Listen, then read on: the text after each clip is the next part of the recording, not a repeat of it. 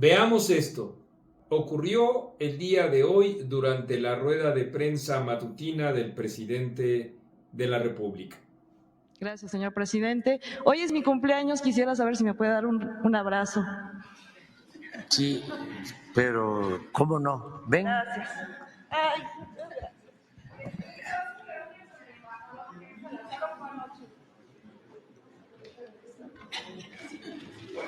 Un abrazo y un beso. Gracias. Ya, vámonos a cenar. Ahí tienen ustedes esa que es una pieza que representa con mucho lo que significa el abandono del periodismo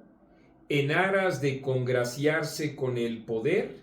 y en consecuencia en convertirse en un propagandista del mismo poder que además encarna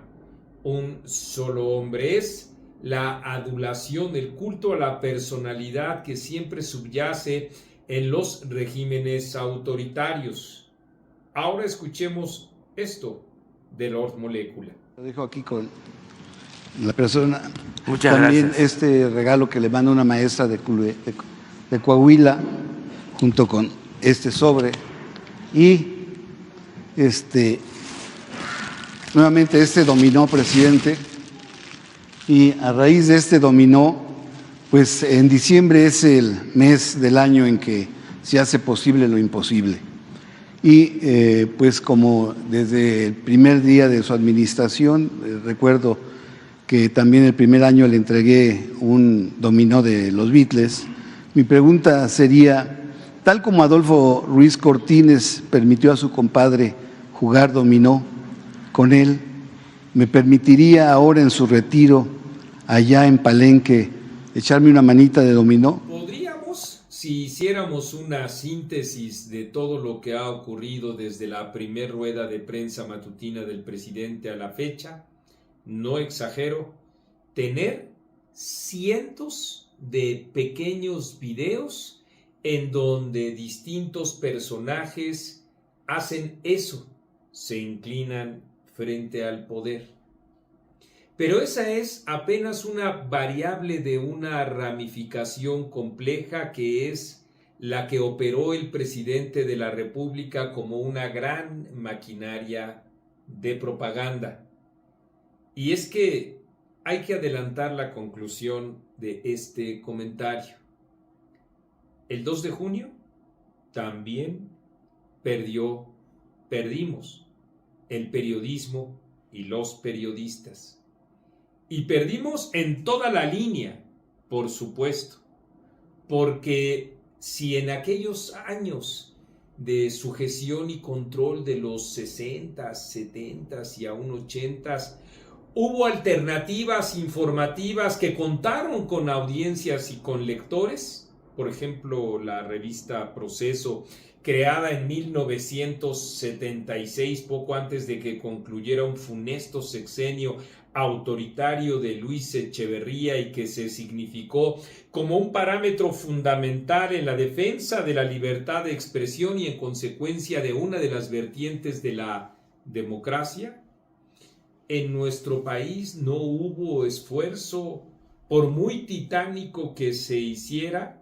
que tuviera un eco importante en las preferencias electorales manifestadas aquel domingo 2 de junio, como señaladamente ocurre, me parece, con el medio de comunicación más profesional y sistemático que tuvimos como crítico del propio poder. Me estoy refiriendo a Latinus. Es larga, muy larga y compleja la historia de todos aquellos medios que en aquellos años que estoy evocando hasta la fecha, 1988, sobre todo, le fueron dando sentido y cauce a distintas ansiedades, incluso, créanme, democráticas que hallaron en los medios referidos, en La Jornada, en Uno más Uno antes, también en el periódico El Día, más tarde, por supuesto, en la esfera de la radio, Radio Red y José Gutiérrez Vivó, en la esfera de las revistas, cómo no recordar a Plural, a Vuelta y a su heredera,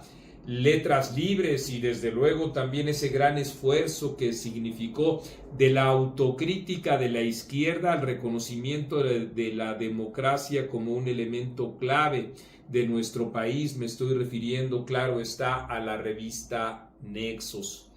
Se han ido diluyendo esas audiencias, esos lectores.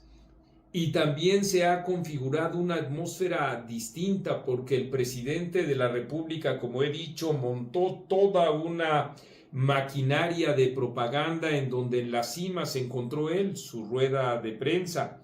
y así también la propia sumisión de los medios de comunicación que magnificaron ese mensaje, el mensaje oficialista, y que además con esos viejos reductos o esos viejos recursos de la política autoritaria de régimen de presidencialismo omnímodo y la tutela de un solo partido, la presión a los medios de comunicación o la aquiescencia simplemente de estos empresarios que se suman a muerto el rey, viva el rey, estoy con el rey mientras mantenga el poder y así no se mete conmigo y si puede hasta me convida de algunos negocios y si no lo hace por lo menos sobrevivo ahí nadando de a muertitos sin de ninguna manera acometer el esfuerzo que implica un esfuerzo de compromiso social, nada de ello que en las aulas universitarias nos enseñan como fuente de inspiración para el ejercicio del periodismo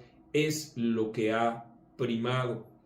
Y a todo ello, por supuesto, magnificado ese discurso, dosificados o sometidos estos medios de comunicación, también naturalmente esta estructura de propaganda ha contado con los farsantes de la 4T, estos, digamos, personajes disfrazados de periodistas que no lo son, pero que tienen como objetivo ser la correa transmisora del gobierno federal. Quienes gusten comprar estos libros ya lo saben, se encuentran en Amazon y en Mercado Libre. Les decía que disfrazados de periodistas magnifican este discurso oficialista y también, por supuesto, intentan inhibir cualquier opinión distinta que se tenga del presidente de la República, adocenándoles todos los adjetivos que ustedes conocen, desde la punta de ese vértice de las mañaneras del presidente hasta esta suerte de estructura digital. Se van traduciendo estos adjetivos que con eso lo que se pretende siempre es acabar con el propio emisor, defenestrándolo sistemáticamente y nunca, eso no está en el libreto del populismo, nunca abordar los contenidos que se difunden, porque eso es veneno puro, dinamita pura para el propio populismo, porque implica el ejercicio del razonamiento que no del fanatismo, porque implica el reconocer el dato, la cifra, el testimonio, todo aquello que configura o respalda, demuestra el hecho y desde luego motiva a su propia interpretación. Este periodismo en nuestro país, atomizado en muy pocos medios, en un puñado de medios, no fue suficiente, no podría serlo frente a un mare magnum como el que acabo de comentar, junto con las omisiones, la falta de reflejos, las torpezas de la propia oposición y también sus vocingleros. Imagínense ustedes, si no es difícil remar a contracorriente para el periodismo serio, el contar con personajes como Alasraqui o personajes como Pedro Ferriz de Con, imagínense ustedes, de tal manera que pues ante una situación como esa no hay nada que reclamarle a estos periodistas que en distintos medios, Ciro Gómez Leiva, incluso propia Carmen Aristegui, Denise Dresser, Víctor Trujillo, señaladamente Carlos Loret de Mola, la revista Etcétera, poniendo por supuesto su granito de arena, yo en lo personal también, porque en efecto en conjunto significó todo un acicate para el ejercicio de la reflexión y bueno, las publicaciones, qué decir de la autoridad intelectual y académica del referente que es no solo en la historia, por supuesto, sino en particular en la historia de la democracia de nuestro país, Enrique Krause y los que ya he señalado, artífices de otras publicaciones, como el caso de Héctor Aguilar Camín en la revista Nexos. Nada de eso tuvo un eco relevante en los votantes, y hay que decirlo con toda su crudeza. También muchos de esos votantes, la gran mayoría de esos votantes, optaron por Lord Molécula. Por muy amargo que esto sea, hay que decirlo, optaron por el Chapucero,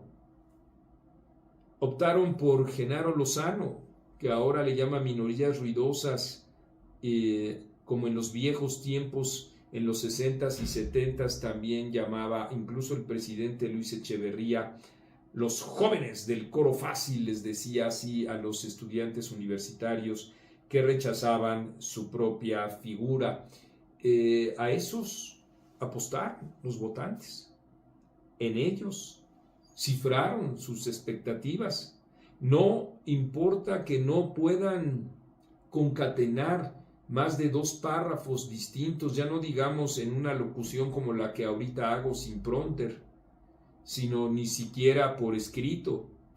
que no tienen ninguna otra virtud más que la de, para el poder desde luego, estar desplegando la serie de adjetivos que les he comentado y que todos tenemos nosotros en la mente, porque en efecto formaron estos adjetivos de la propia maquinaria del gobierno federal. Hay que hacernos cargo de todo esto,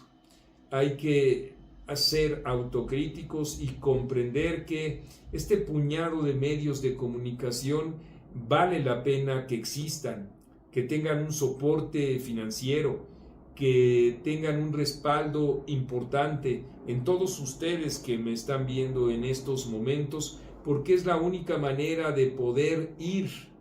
poco a poco y de manera testaruda, sí, en un esfuerzo formidable, modificando una situación que ahora, en efecto, hay que decirlo una y otra vez, se encuentra apabullante en contra de las visiones demócratas. Ahí es en donde tenemos que cifrar también nuestros esfuerzos, en el apoyo, en el respaldo a un periodismo serio y responsable que en algún momento, en efecto, pueda ser un contrapeso real a este poder que Andrés Manuel López Obrador busca trascender en la propia figura de su criatura presidencial, Claudia Sheinbaum.